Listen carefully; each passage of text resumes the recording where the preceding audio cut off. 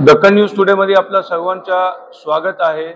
पाहूया एक दुःखद बातमी। नांदेड रेल्वे जनरल पोलीस ज्याला म्हणते आपण GRP जनरल रेल्वे पोलीस म्हणून त्यांच्याकडून एका मुलाला आरोपी करून 7 तास हातकडी घालून तुत्या पोलिसांना त्याला कोंडून ठेवले होते।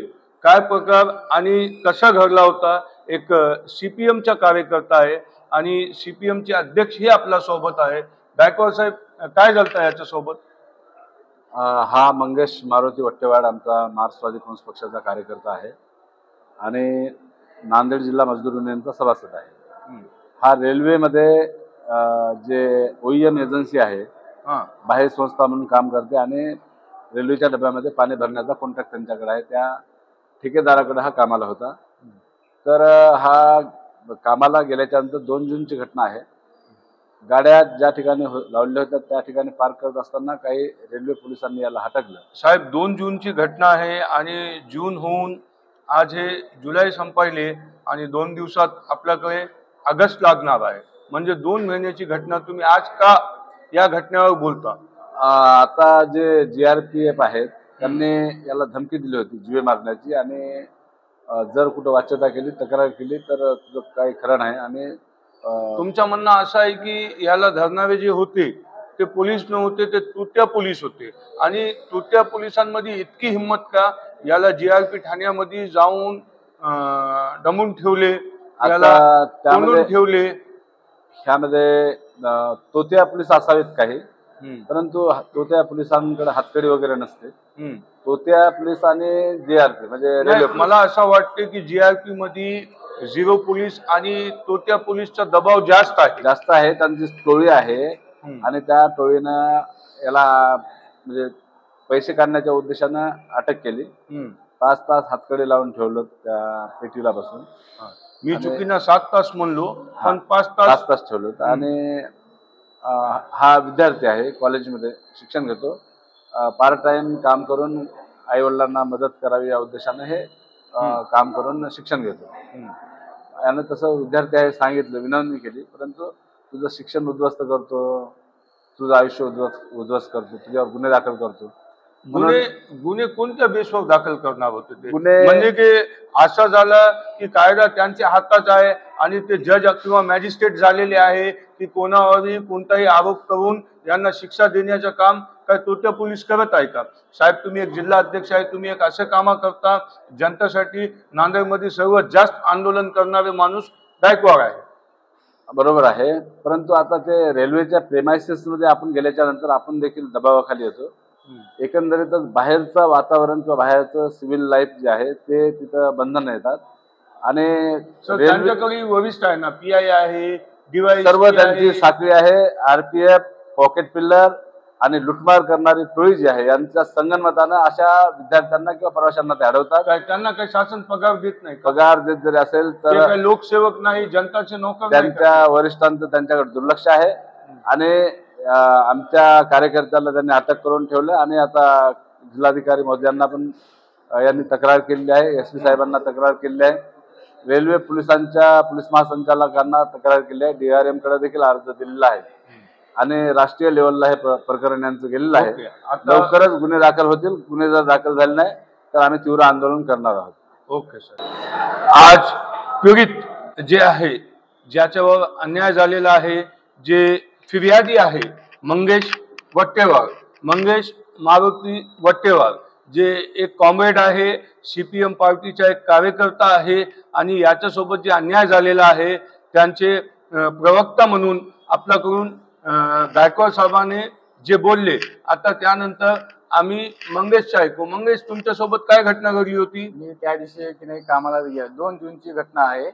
मी कामाला गेलो होतो। कामाला जाता जाता मी तिथं गाडी पार्किंग केलीच नव्हती, फक्त गाडी मधात नेली आणि तिथल्या पोलिसवाल्याने एका कर्मचाऱ्यांना आवाज दिले। मी गाडी बाहेर काढली, तेवढ्यामध्ये एक पोलिसवाला खान म्हणायचं आलं।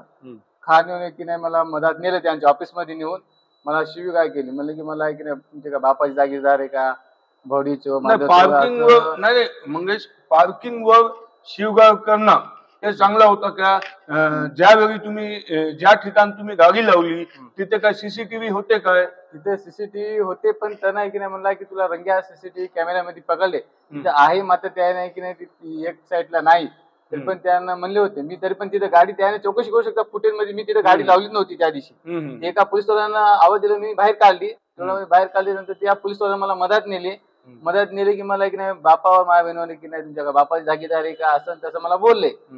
त्यानंतर बी की नाही त्या दुसऱ्या पोलिसवाल्याला म्हणलो, त्याला म्हणलो की भाई माझे शिक्षण चालू आहे, मला हातकडी टाकू नको. मला शिक्षणचं छोडा, तुम्ही रेल्वे मध्ये जेव्हा तुम्ही कॉन्ट्रॅक्ट बेसवर काम करतात ना, काय तुम्ही जेव्हा कॉन्ट्रॅक्ट बेसवर काम करता तर तुम्ही एक रेल्वेचे सदस्य म्हणून तिथे काम करता. आणि तुमची ही सुरक्षा, जनतेची ही सुरक्षा हे करणं रेल्वे पोलीसचा कर्तव्य आहे. ते आरपीएफ राहू द्या की जीआरपीएफ राहू द्या.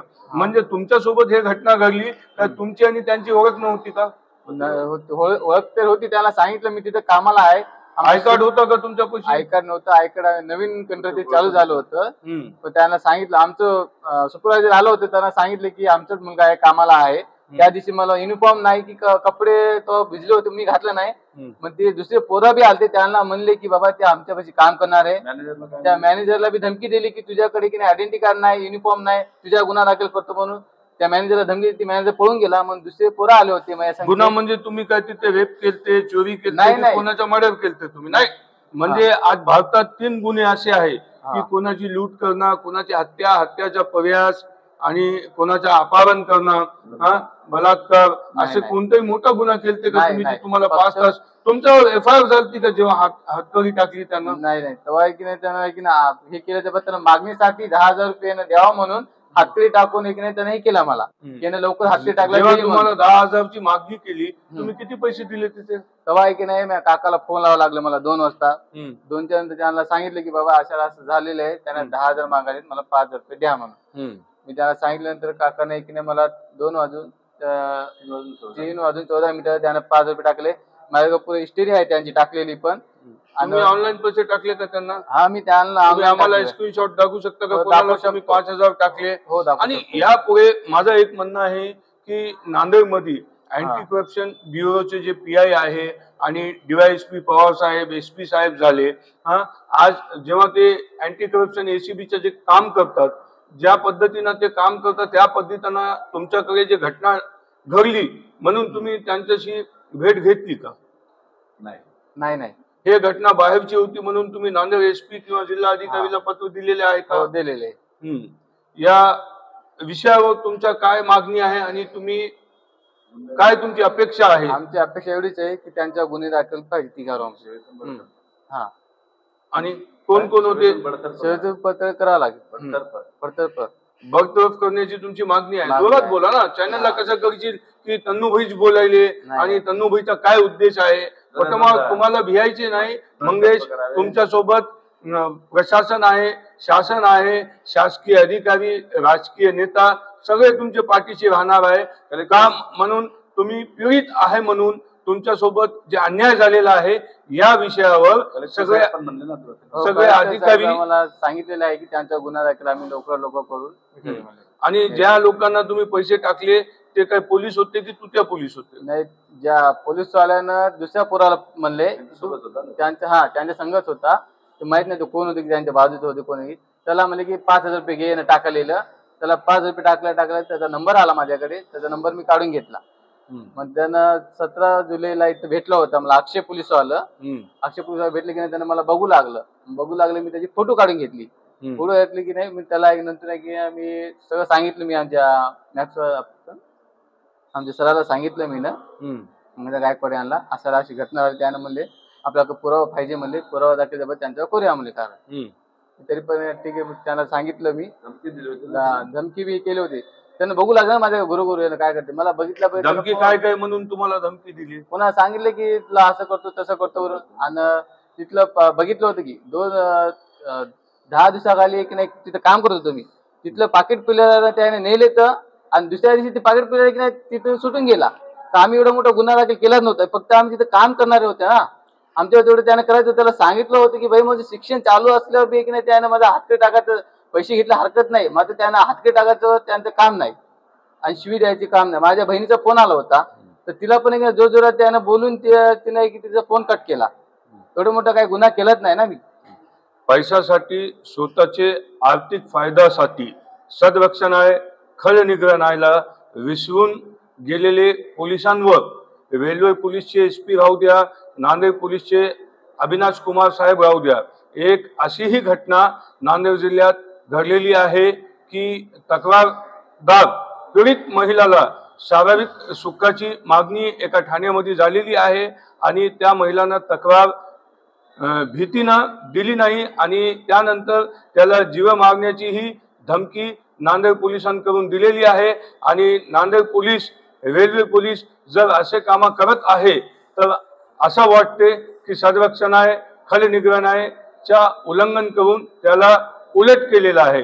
कोणाला पैशासाठी तर कोणाला शारीरिक सुखासाठी तर कोणाला काही असे घटना घडून आमच्या आज नांदेड UP बिहार सारखा झालेला आहे. मी सय्यद तन्वीर, शाहरुख कमर सोबत, दक्कन न्यूज टुडे, नांदेड.